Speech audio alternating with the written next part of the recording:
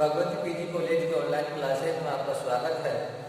आज BSc third year के अंतर्गत हम जो हमारा टॉपिक चल रहा था ब्लड सर्कुलेटरी सिस्टम या परिवहन तंत्र चल रहा था, उसके अंतर्गत आज हम जो चर्चा करने वाले हैं वो बिंबाणु यानी कि प्लेटलेट्स की चर्चा करने वाले हैं।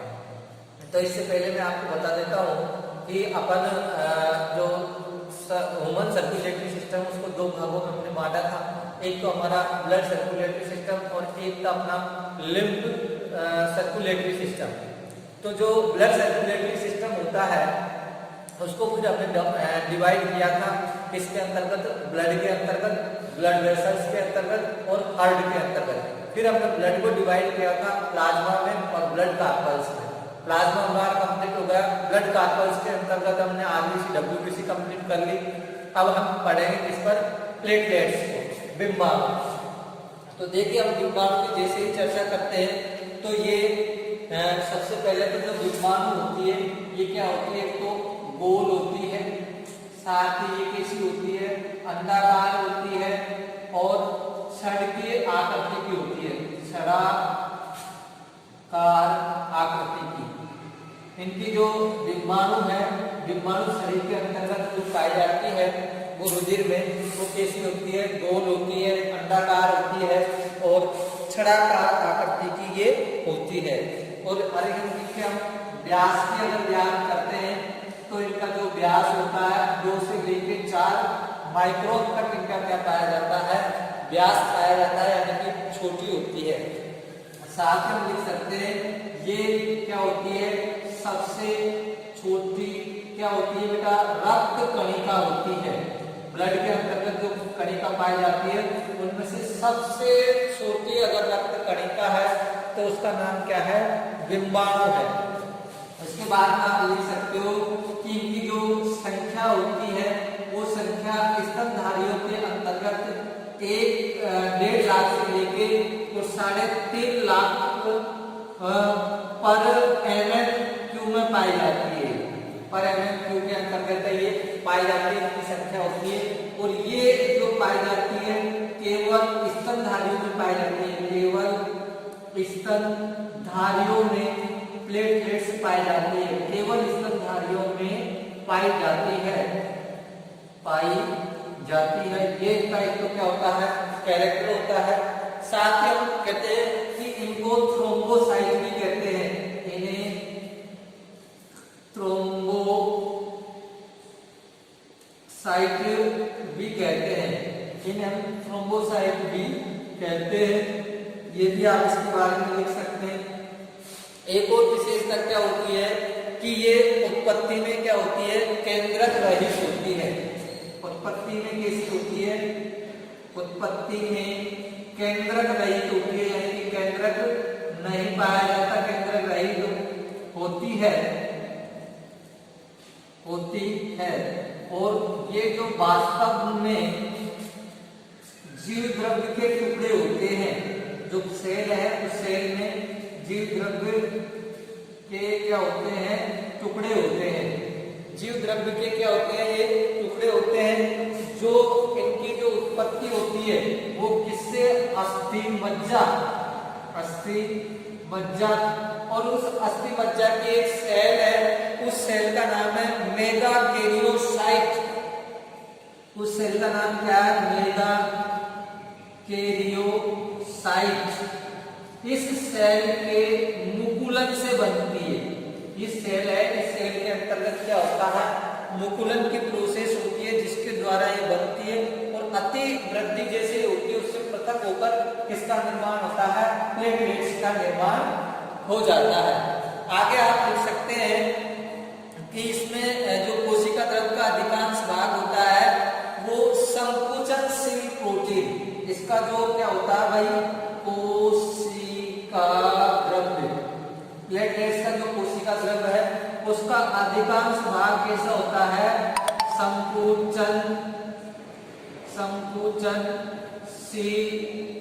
जो संकुचनशील प्रोटीन है उस संकुचनशील प्रोटीन से बना होता है। और उस जो प्रोटीन है उस प्रोटीन का नाम है थ्रोम्बोस्टेरिन। उसका नाम है थ्रोम्बोस्टेनिन। ये प्रोटीन का नाम है थ्रोम्बोस्टिन। इस प्रोटीन से इसका कोशिका द्रव्य बना होता है, जो कैसा होता है, संकुचनशील प्रवृत्ति का होता है। उसके बाद में हम बात करते हैं बिंबाणु की अगर संख्या में अगर कमी हो जाती है तो उसको थ्रोम्बोसाइटोपिनिया, संख्या में कमी, उसको बोला जाता है थ्रोम्बोसाइटोपेनिया, इस नाम से उसको जाना जाता है, थ्रोम्बोसाइटोपेनिया कहते हैं। और प्लेटलेट से जो स्रावित पदार्थ होता है वो रक्त स्कंदन में सहायक होता है। प्लेटलेट से जो स्रावित पदार्थ रक्त स्कंदन में क्या होता है, सहायक होता है। इसके बाद हम इसका फंक्शन देखते हैं, क्या फंक्शन होता है। ये एक तो जो रक्त वाहिनियों फंक्शन यानी कि इसका कार्य, पहला तो है रक्त जो वाहिनियां है, रक्त वाहिनियों की जो एंडोथीलियम होती है, एंडोथीलियम की क्या करती है, ये मरम्मत करती है। अंदर का जो लेयर होता है रक्त वाहिनियों का, उसको एंडोथीलियम के नाम से जाना जाता है। उसका क्या करता है, ये मरम्मत करने का कार्य करता है और प्लेटलेट्स। और ये रक्त वाहिनी संकोचक सीरोटोनिन का भी स्रावित करती है। ये वाहिनी संकोचक जो पदार्थ है उसका नाम है सीरोटोनिन। इस सीरोटोनिन का भी क्या करती है, ये स्रावित करती है। सीरोटोनिन का भी क्या करती है, ये स्रावित करती है, जो वाहिनी संकोचक होती है। उसके बाद में बात करते हैं ये रक्त स्कंदन कारक थर्ड, जिसको थ्रोम्बोप्लास्टिन बोलते हैं। थ्रोम्बोप्लास्टिन, इसको बोला जाता है रक्त स्कंदन कारक थर्ड। इसका स्रावन भी किसके द्वारा होता है, प्लेटलेट्स के द्वारा होता है। तो ये मैंने आपको सामान्य सी जानकारी बताई है, वो आपको क्या है, याद होना चाहिए इसके बारे में कि इनकी आकृति कैसी होती है, गोल होती है, अंडाकार होती है, थोड़ी छड़ाकार आकृति की भी ये होती है। साथ ही इनका व्यास होता है वो 2 से लेकर 4 माइक्रोन तक होता है। सबसे छोटी रक्त कणिका होती है और ये केवल किसके अंतर्गत पाई जाती है, स्तनधारियों में ही पाई जाती है। एक स्वस्थ मनुष्य के अंतर्गत अगर इनकी संख्या की बात की जाए तो ये 1.5 लाख से 3.5 लाख तक होती है पर MMQ। पर MMQ का मतलब क्या होता है कि इतना सा 1 MMQ, यानी कि जो इसमें ब्लड भरा होता है, इस ब्लड के अंतर्गत जितनी प्लेटलेट्स काउंट की जाती है उनकी संख्या होती है। फिर उसके बाद में इन्हें थ्रोम्बोसाइट के नाम से भी जानते हैं। और इनकी ये देखिए, ये उत्पत्ति में यानी जैसे उत्पत्ति होती है तो ये कैसी होती है, केंद्रक रहित होती है। ये क्या होती है, वास्तव में जो जीव द्रव्य होते हैं उन जीव द्रव्य के क्या होते हैं, ये टुकड़े होते हैं।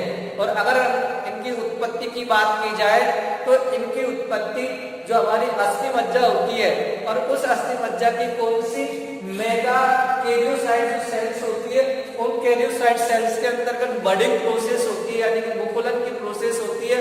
और उस मुकुलन की प्रोसेस के द्वारा जो अतिवृद्धियां होती है, उन अतिवृद्धियों को प्लेटलेट्स के नाम से जानते हैं।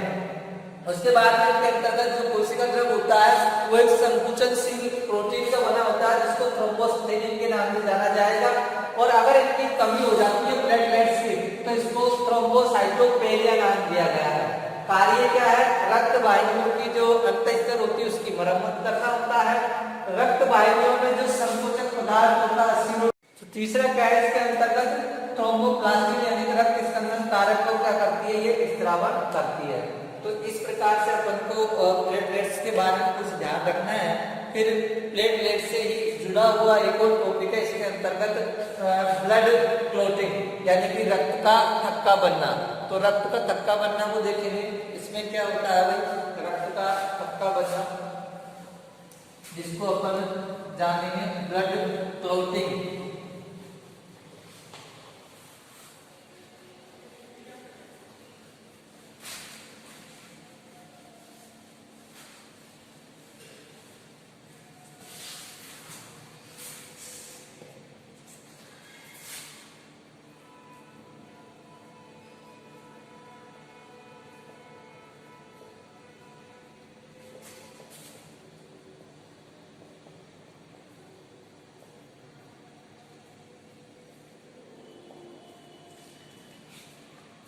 रक्त का थक्का, ब्लड क्लॉटिंग क्या है, रक्त का थक्का।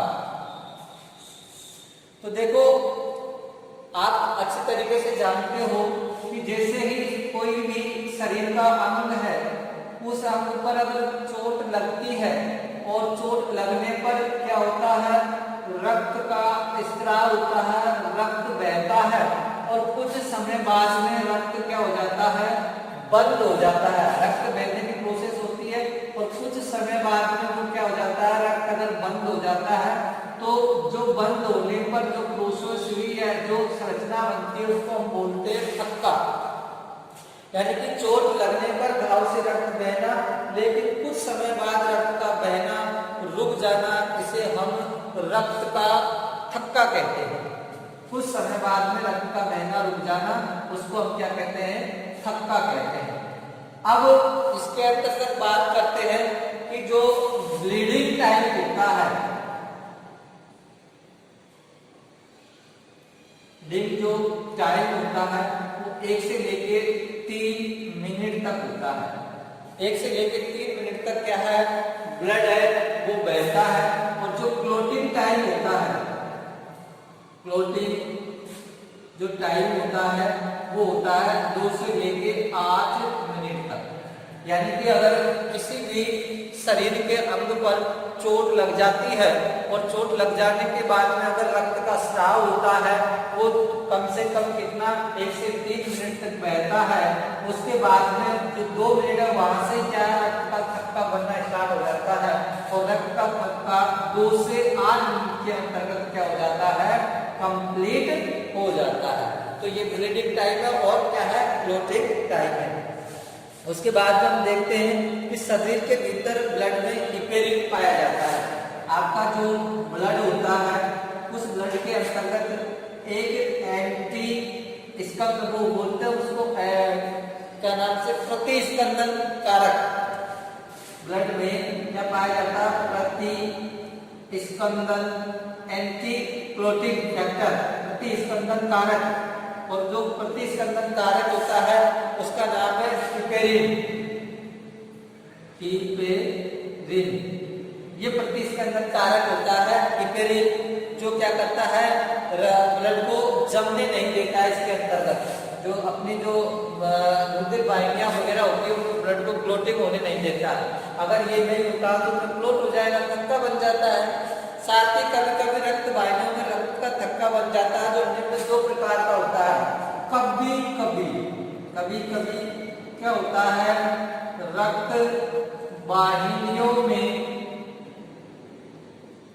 कभी कभी रक्त वाहिनियों में रक्त का थक्का बन जाता है, जो निम्न 2 प्रकार का होता है। 2 प्रकार का होता है। तो आप इधर से ध्यान देंगे, निम्न 2 प्रकार के थक्के होते हैं। इसके अंतर्गत तो कौन कौन से 2 प्रकार के जो थक्के हैं उनका नाम है, जो थॉमस क्लॉट और एक है उसके अंतर्गत एक थॉमस क्लॉट।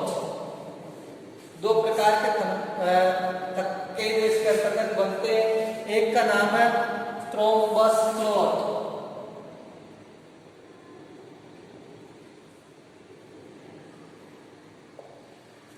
एक का नाम तो क्या है, थ्रोम्बोस क्लॉट,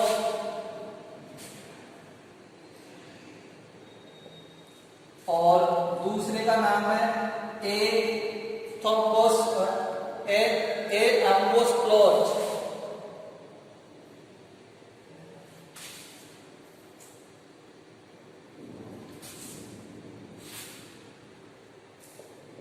ये दो प्रकार के हैं।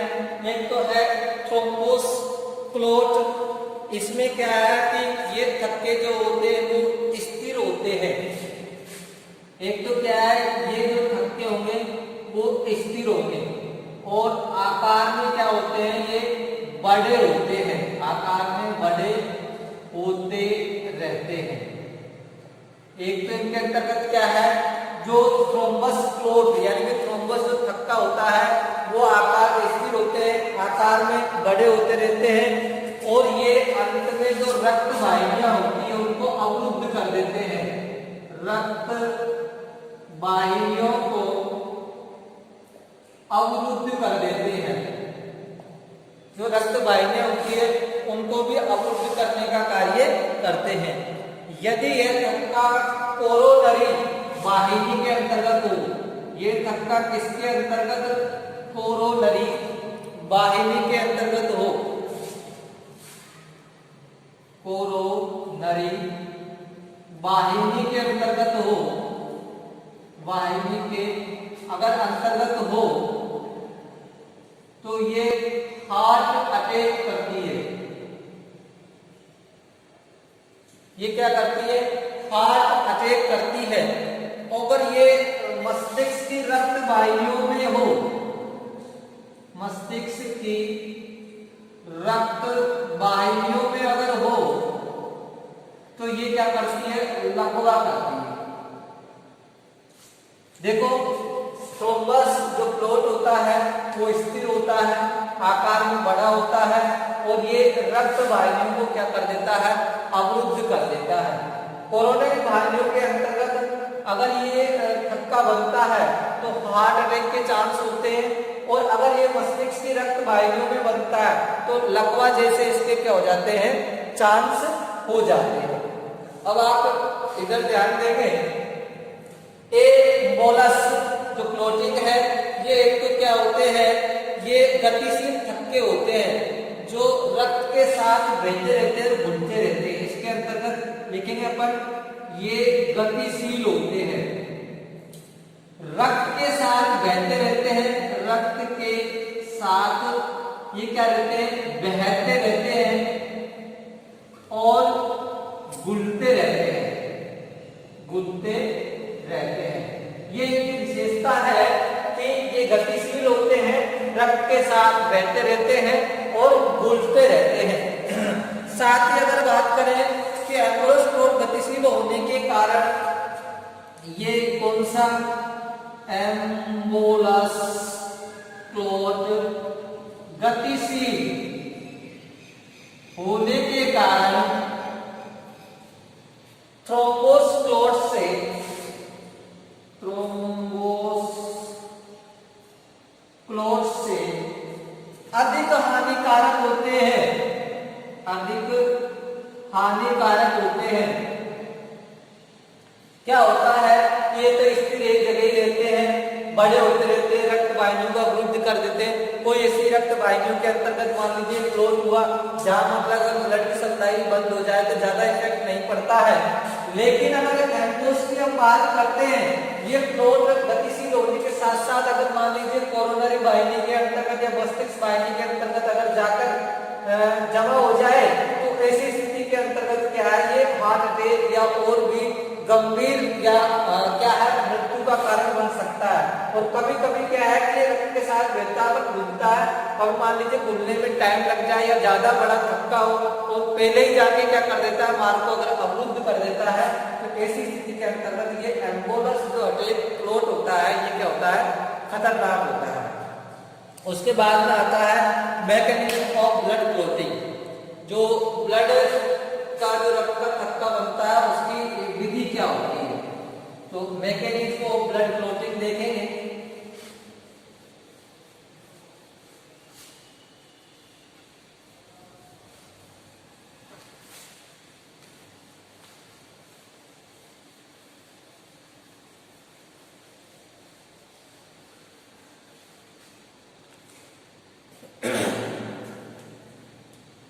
mechanism of blood clotting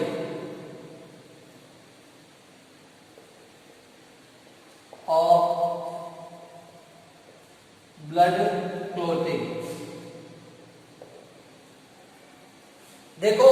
रक्त का जो थक्का बनने की प्रोसेस है वो कैसे होती है, कैसे नहीं होती है, इसको एक एंजाइम कैस्केड थ्योरी के नाम से जाना जाता है।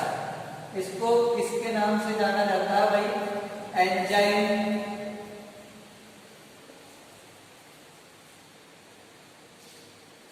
कैस्केड थ्योरी के नाम से जाना जाता है।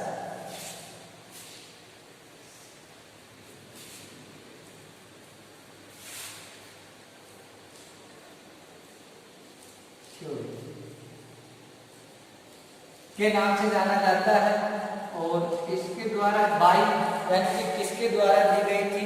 ये मैक फेरलेंस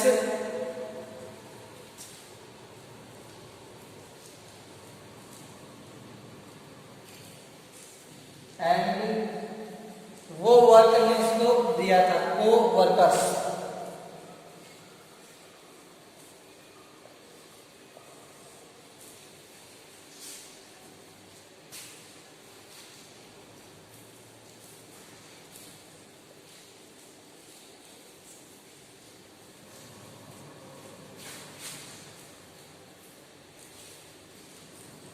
इसके द्वारा क्या है, 3 चरणों के अंतर्गत ये कंप्लीट होती है। 3 स्टेप, 3 चरणों में। पहला जो इसका चरण है, उस चरण के अंतर्गत क्या होता है? थ्रोम्बोप्लास्टिन का मुक्त होना। थ्रोम्बोप्लास्टिन का मुक्त होना, पहला तो ये है। दूसरा इसके अंतर्गत जो है वो है प्रोथ्रोम्बिन का थ्रोम्बिन में परिवर्तन। प्रोथ्रोम्बिन का जो थ्रोम्बिन है का थ्रोम्बिन में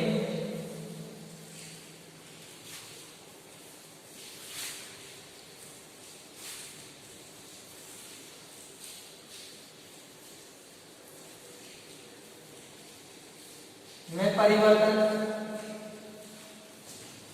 और तीसरा जो इसका है वो है फिब्रिनोजन का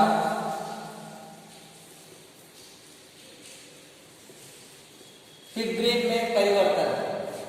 फिब्रिनोजन का फिब्रिन में परिवर्तन।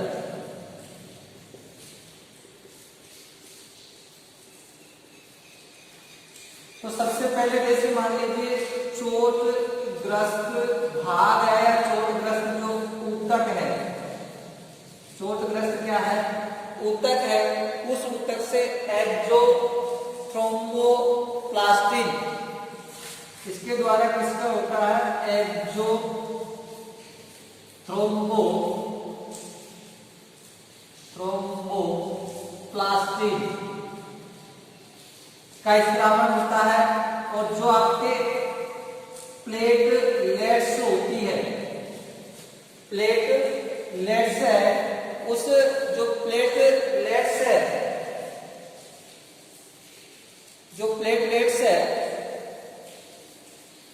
उस प्लेटलेट्स से क्या होता है? किसका स्त्रावन होता है? एंडोथ्रोम्बोप्लास्टिन का।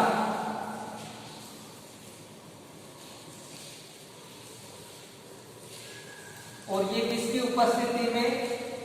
कैल्शियम आयन की उपस्थिति में। और ये क्या बना लेती है? एक एंजाइम बना लेती है और उस एंजाइम का नाम है प्रोथ्रोम्बिनेज। एंजाइम का नाम क्या है? Prothrombinase enzyme.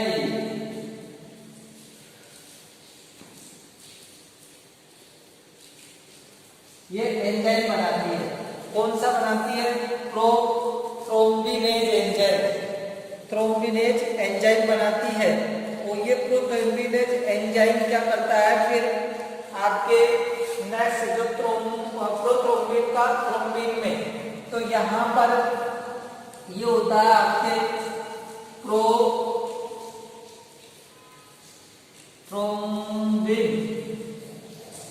जो कि क्या होता है, निष्क्रिय होता है, और इसको किसमें बदल देता है, ये प्रोथ्रोम्बिन एंजाइम की उपस्थिति में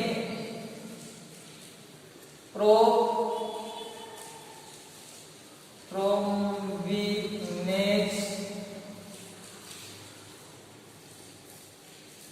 एंजाइम की उपस्थिति में ये बदल देता है थ्रोम्बिन में।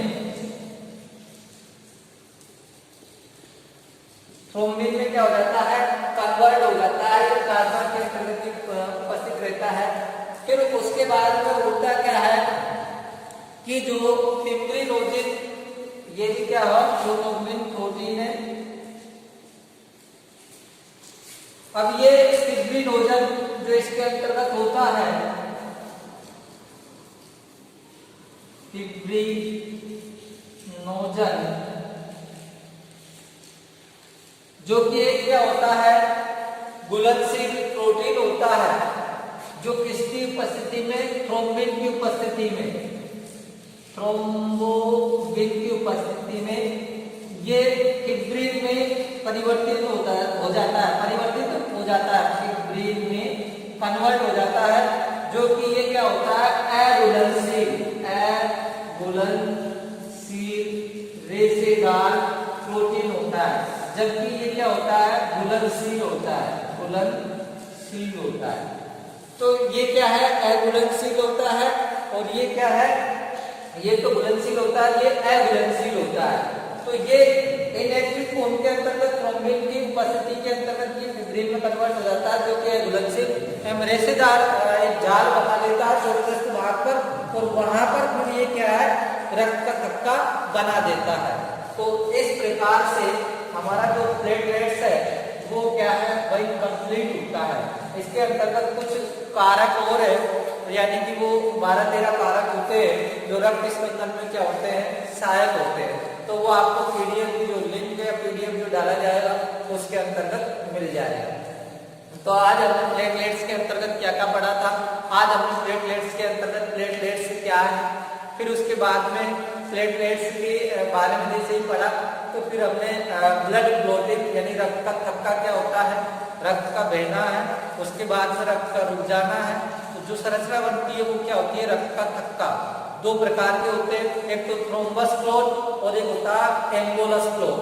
जो एम्बोलस क्लॉट होता है वो ज्यादा खतरनाक होता है, थ्रोम्बस क्लॉट ज्यादा खतरनाक नहीं होता है। फिर उसके बाद में ब्लड क्लॉटिंग की प्रोसेस 3 चरणों में पड़ी, यानी थ्रोम्बोप्लास्टिक का मुक्त होना, थ्रोम्बिन का थ्रोम्बिन में परिवर्तन, और फिब्रिनोजन का फिब्रिन में कन्वर्ट होना। तो इस प्रकार से हमारा आज का जो क्लास है वो कंप्लीट होती है। नेक्स्ट क्लास में आपको नेक्स्ट वीक में मिलते हैं। Thank you.